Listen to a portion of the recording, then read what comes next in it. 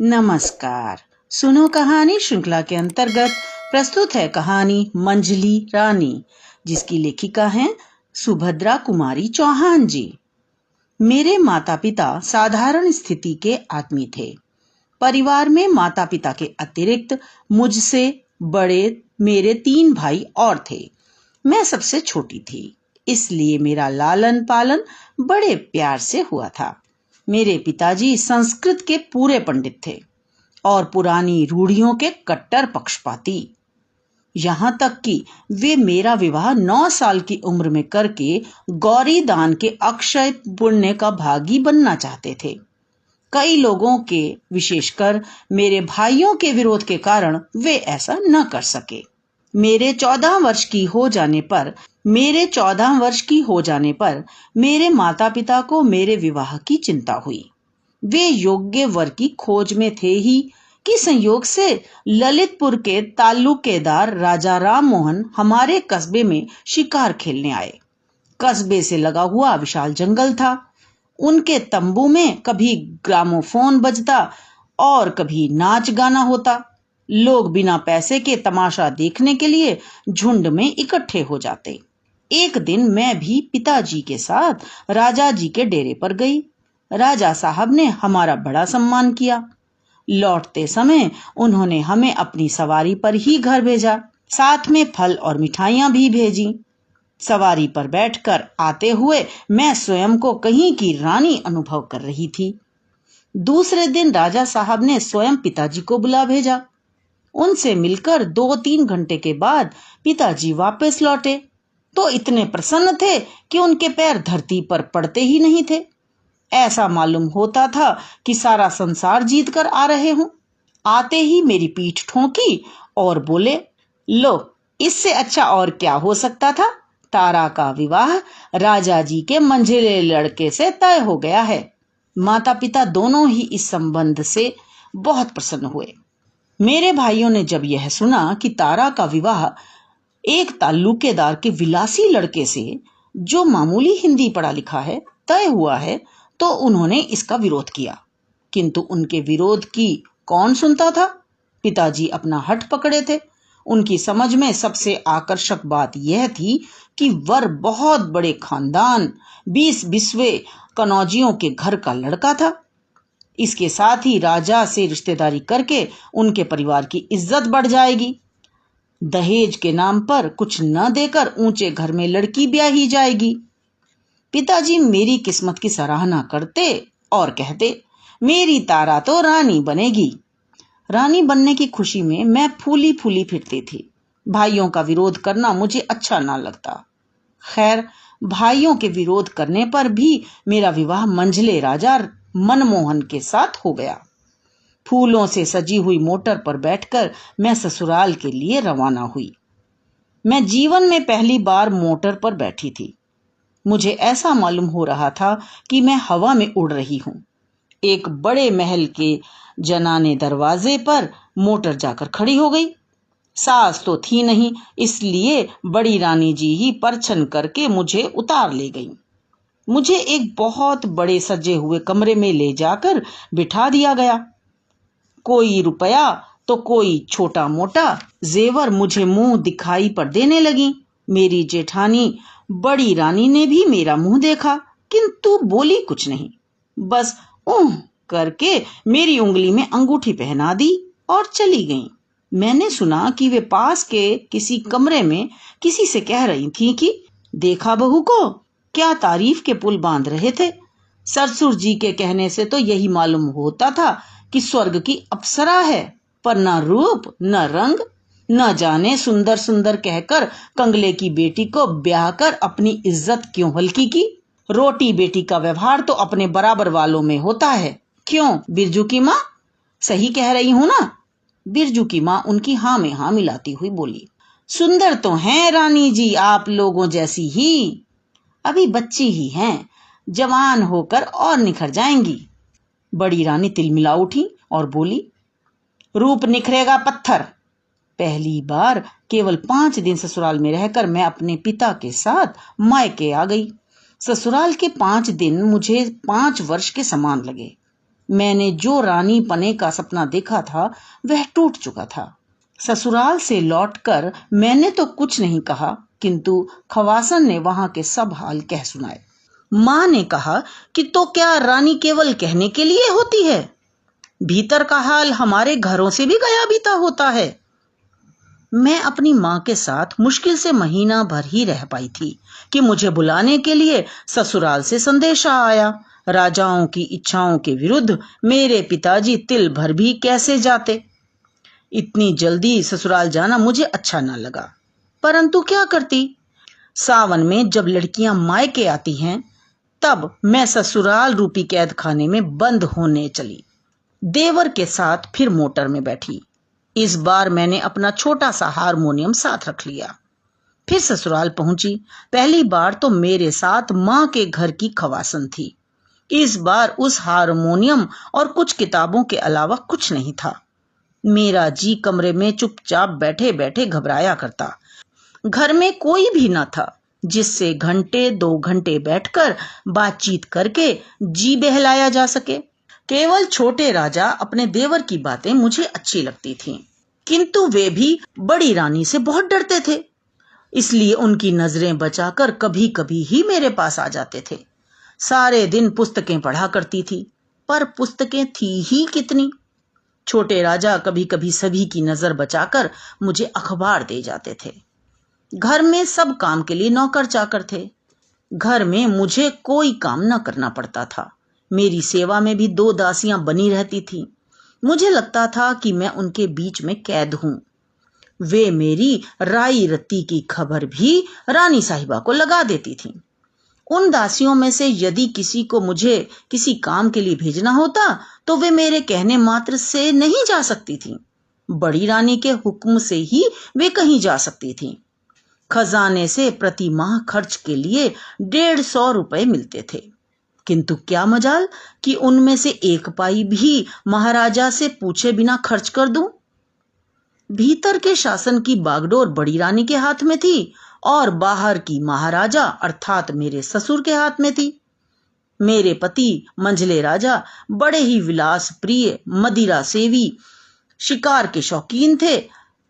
वे बहुत सुंदर भी थे, किंतु उनके दर्शन मुझे दुर्लभ थे। 4-6 दिन में कभी घंटे आध घंटे के लिए वे मेरे कमरे में आ जाते तो मैं अपना अहोभाग्य समझती। उन्होंने कभी मुझसे प्रेम से एक शब्द भी न कहा। इस दिखावटी वैभव के बीच किसी प्रकार मैं अपने जीवन को घसीटे जा रही थी। इसी समय मेरे अंधकारपूर्ण जीवन में एक सुनहली किरण का आगमन हुआ। छोटे राजा अर्थात मेरे देवर की उम्र 17-18 वर्ष थी। वे बड़े नेक और होनहार युवक थे। घर में पढ़ने लिखने का शौक केवल उन्हीं को था। छोटे राजा मैट्रिक की तैयारी कर रहे थे और एक मास्टर बाबू उन्हें पढ़ाया करते थे। घर में आने जाने की उन्हें पूर्ण स्वतंत्रता थी। घर की स्त्रियों की आवश्यक वस्तुएं बाहर से मंगवा देना भी मास्टर बाबू के ही जिम्मे था, इसलिए घर में वे सबसे ज्यादा परिचित थे। विवाह के बाद से ही बड़ी रानी मुझसे नाराज थीं। उन्हें मेरी चाल ढाल, रहन सहन कुछ भी ना सुहाता था।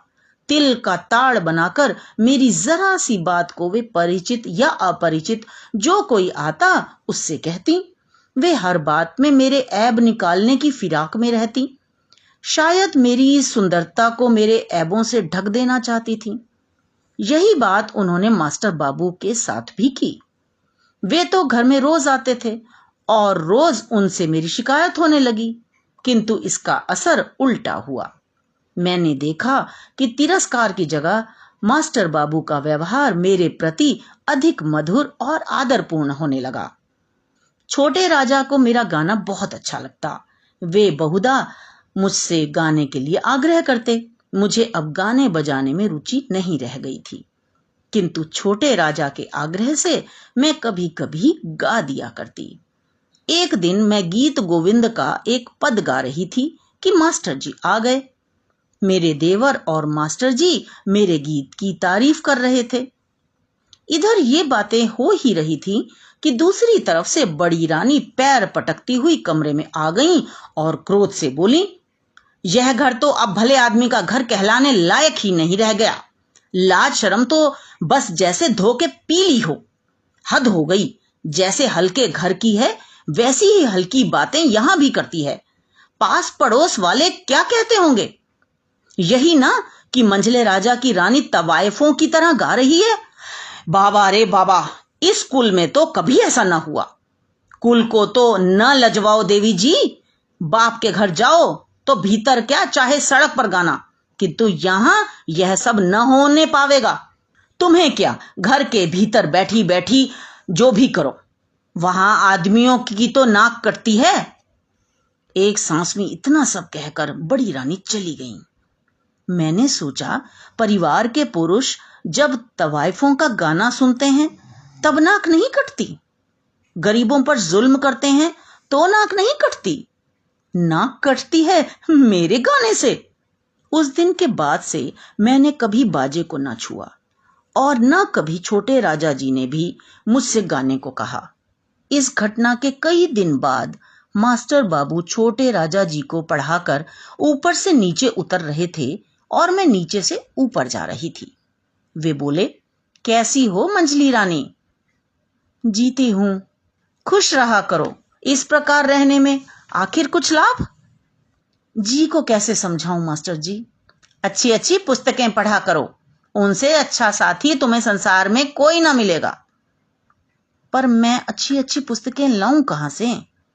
लाने का जिम्मा मेरा। यदि आप अच्छी अच्छी पुस्तकें ला दिया करेंगे तो इससे अच्छी बात और क्या हो सकती है? यह कौन सी बड़ी बात है मंझली रानी?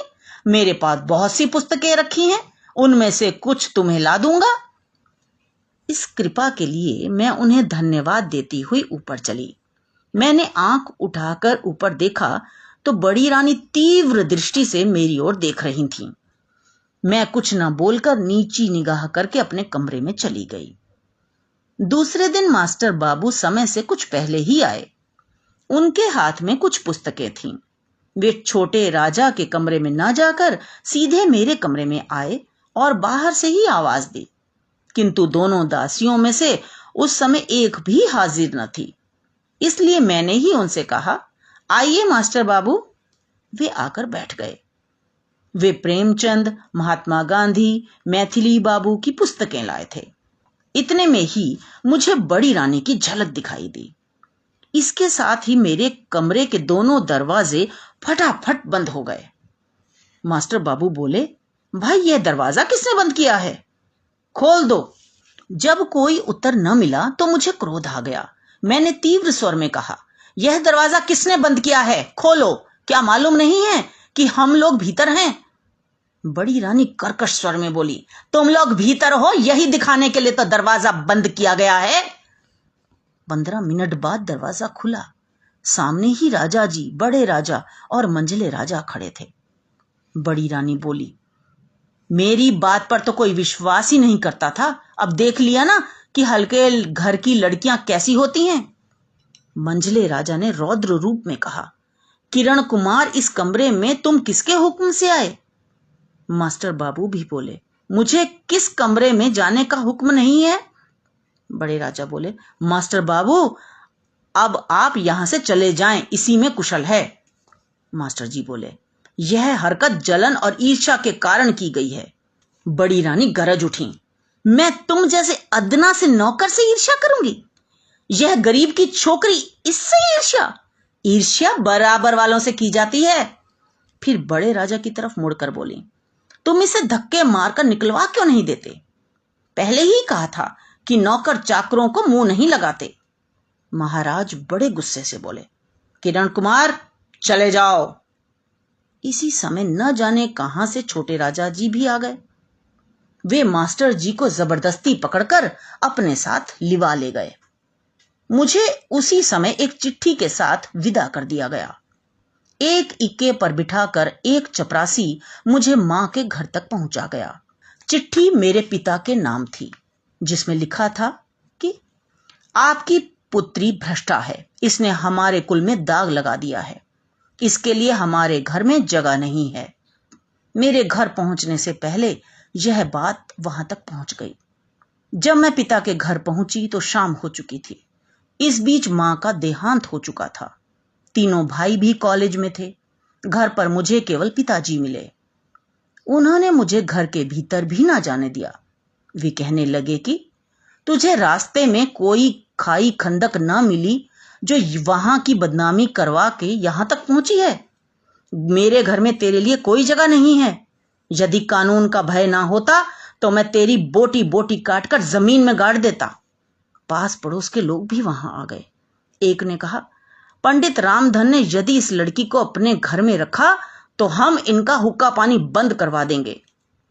मैंने एक बार फिर भीतर जाने का प्रयत्न किया, किंतु तभी पिताजी ने एक झटके के साथ मुझे दरवाजे से दूर फेंक दिया। मैंने कुल में तो दाग लगा ही दिया था। वे मुझे घर में रखकर भला जात बाहर क्यों होते।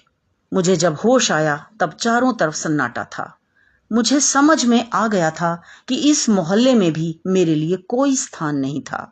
मैं बिना सोचे समझे स्टेशन की ओर चल पड़ी। वहां एक गाड़ी तैयार थी।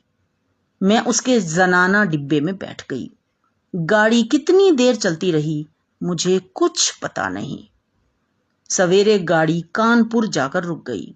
एक रेलवे कर्मचारी ने आकर मुझसे ट्रेन से उतरने के लिए कहा। ट्रेन से उतरकर मुझे समझ ही नहीं आ रहा था कि कहां जाऊं। कल इस समय तक जो एक महल की रानी थी, आज उसके खड़े होने तक के लिए स्थान नहीं था। आज मैं रानी से पथ की भिखारिन हो गई थी। बहुत देर बाद मुझे एकाएक ख्याल आया कि सत्याग्रह संग्राम तो छिड़ा ही हुआ है। क्यों न मैं भी चलकर स्वयं सेविका बन जाऊं और देश सेवा में जीवन बिता दूं। पूछती हुई मैं किसी तरह कांग्रेस के दफ्तर पहुंची। अब स्वयं सेविका बनकर मैं अपना जीवन बिता रही हूं। कम से कम देश सेवा करके मैं अपने जीवन का सदुपयोग तो कर रही हूं। मुझे आशा है कि आपको ये कहानी अवश्य ही पसंद आई होगी। इसे लाइक करें, दोस्तों के साथ शेयर करें और सब्सक्राइब करना बिल्कुल ना भूलें। तो मिलते हैं अगली कहानी में। धन्यवाद।